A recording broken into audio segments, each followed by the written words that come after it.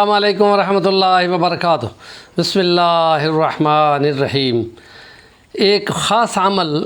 جو نبی پاک صلی اللہ علیہ وآلہ وسلم نے اپنی لخت جگر بطول فاطمۃ الزہرا رضی اللہ تعالی عنہا کو بتایا تھا، اور وہ حدیث کی کتاب دار قطنی میں، سنن دار قطنی میں 1164 نمبر پر موجود ہے، اور اس کلام کو ہم اپنے سامعین کی نظر کے لیے پیش کریں گے کہ مختلف مقاصد کے لیے اس کو پڑھا جا سکتا ہے،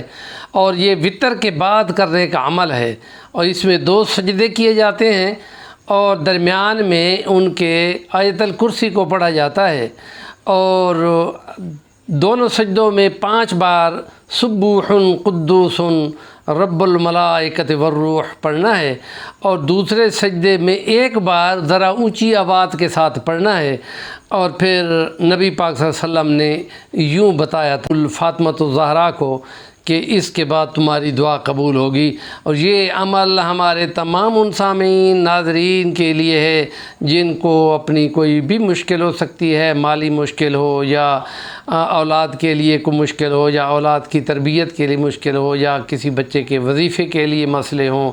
یا بچوں کو کہیں پڑھنے کے لیے ہو، یا کسی کی جاب کا مسئلہ ہو، ڈگریاں لے کے لوگ پھرتے ہیں